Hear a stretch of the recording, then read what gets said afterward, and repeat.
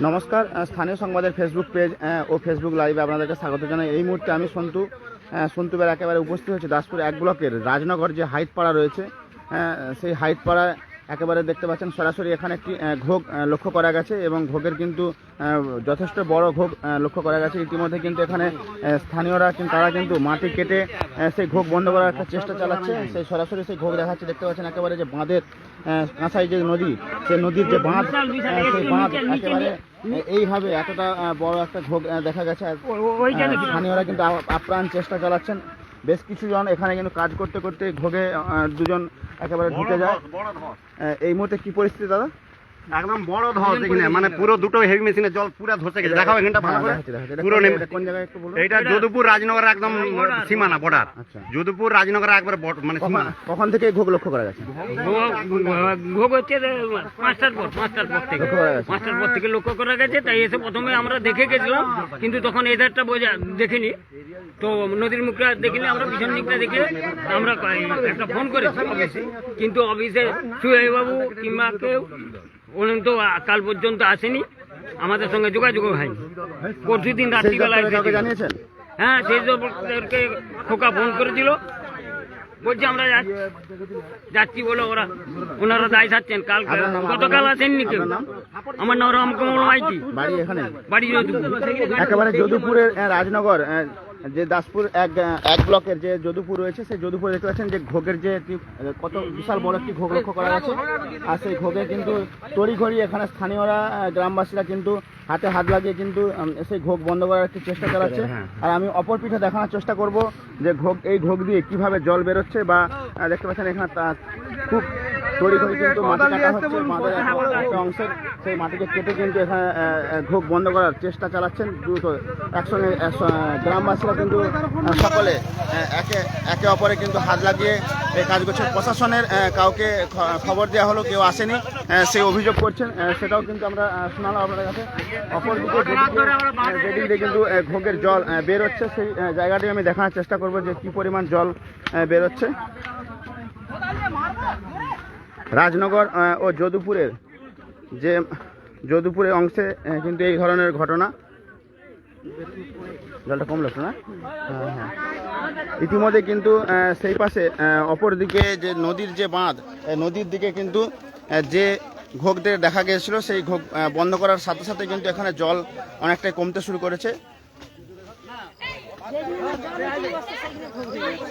একেবারে দেখতে পাচ্ছেন যে কি পরিমাণ জল এখান দিয়ে বেরোতে শুরু করেছিল।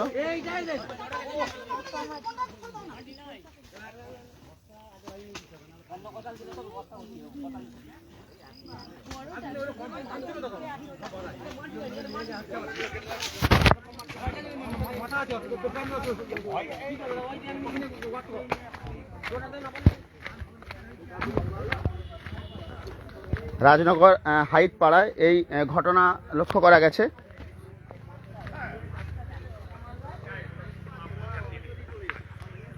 দেখতে পাচ্ছেন যে পরিমাণ জল বেরোচ্ছিল, তার যে জলের সঙ্গে যে মাটি আসছিল, সেই দেখতে পাচ্ছেন একেবারে সরাসরি একটি জলাশয়ে এই জলটি এসে পড়ে, নদীর জল। আর যার কারণে কিন্তু ওই অংশে কিন্তু মাটি কিন্তু ঘোলাটির অবস্থায় রয়েছে।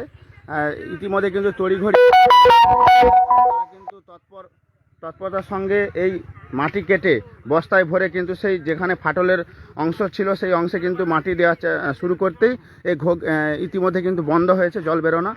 সেই ছবি আবারও একবার আমি দেখানোর চেষ্টা করব।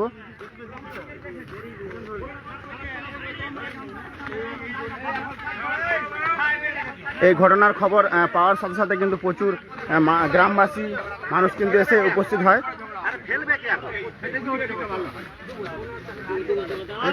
কি অবস্থা এখন? অবস্থা বলতে এখন মোটামুটি বন্ধ করা হচ্ছে। এখন যদুপুর রাজনগর সীমানা, এখন ভোগটা তো পড়েছে, ভোগটা সারানোর ব্যবস্থা চলছে। শ্রমিক কম আছে, মাটি পাওয়া যাচ্ছে নি। তারপরে রাস্তার ধারে বনের জন্য ভোগ বুঝাতে খুব অসুবিধা হচ্ছে আর কি। একেবারে কিন্তু এইখানে মাটির যে বস্তা দেওয়ার সাথে সাথেই কিন্তু জল অনেকটা বেরোনো বন্ধ হয়েছে। দেখতে পাচ্ছেন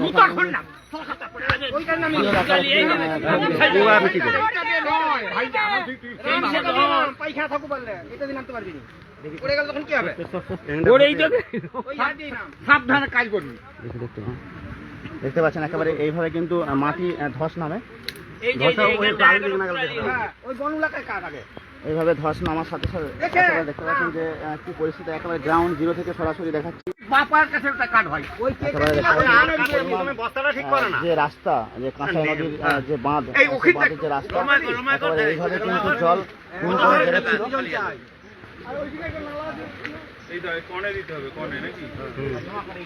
থাক ওইটা থাকলাও আর উপরে মারো বন্ধ হয়ে গেছে এখন বললে হবে না।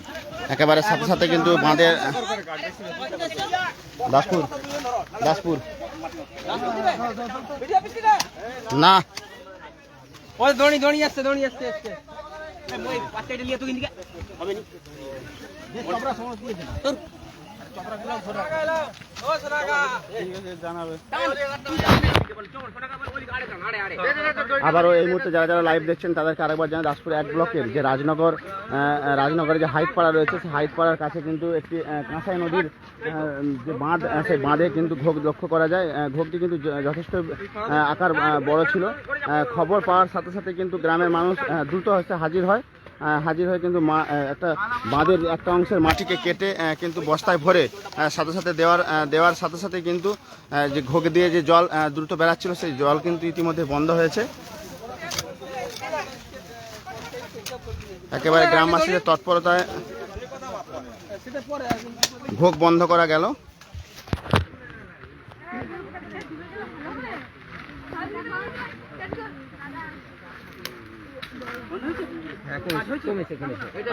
পরিস্থিতি এখন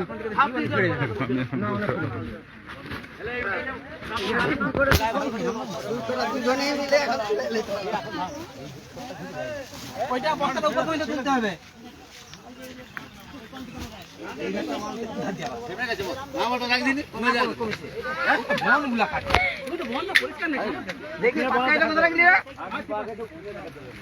এখানে অনেকে জানতে চাইছে যে কলমি জোড়ের অবস্থা কি রয়েছে। কলমি জোড় দেখুন, কাঁসাই নদীর জল কিন্তু দ্রুত বাড়ছে।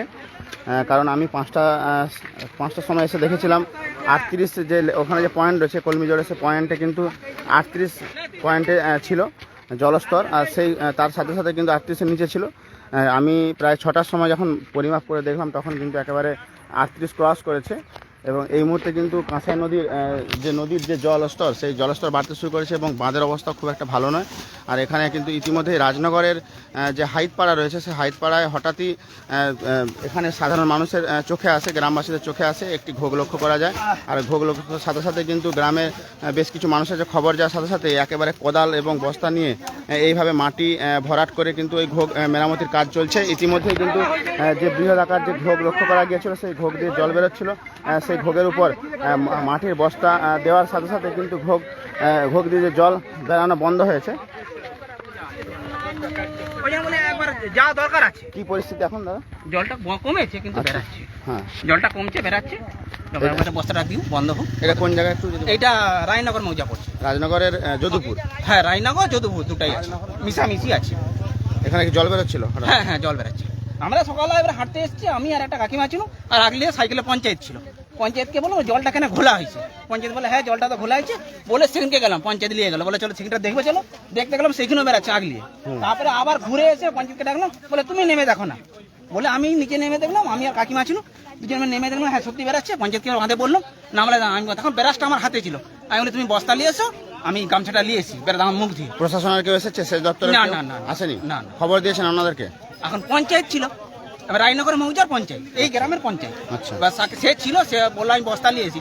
একবার এসেছিল, সে বস্তা নিয়ে আসেন, আবার সে গেছে। আমি বলি বস্তা নিয়ে তোমার বস্তা কোথা? আমি তাকে বলেছি কোথাও কাটতে তো আবার গেছে, বললো টলিয়ে করে আনবে, বললো কথা এখনো তো আসেনি। আপনার নাম? আমার নাম সম্পদমাই।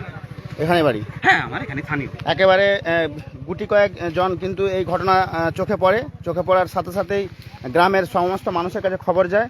আর খবর যাওয়ার সাথে সাথে কিন্তু দ্রুত সবাই এসে মাটি ভরে বস্তার মধ্যে সেই ঘোগ মেরামতির চেষ্টার সাথে সাথে কিন্তু দেখতে পাচ্ছেন একেবারে এখান দিয়ে কিন্তু জল বেরোচ্ছিল। সেই কারণে কিন্তু এই জলাশয় রয়েছে, সেই জলাশয়ের যে জল ঘোলাটে অবস্থায় রয়েছে। ইতিমধ্যে কিন্তু জল বন্ধ হয়েছে সেই চেষ্টা চালাচ্ছেন এখনও গ্রামবাসীরা। আমি সেই ছবিও কিন্তু সরাসরি দেখিয়েছি আপনাদেরকে। এইটা দাসপুর এক ব্লকের রাজনগর গ্রাম পঞ্চায়েতের অন্তর্গত যে যদুপুর রয়েছে, সেই যদুপুরের অংশে এই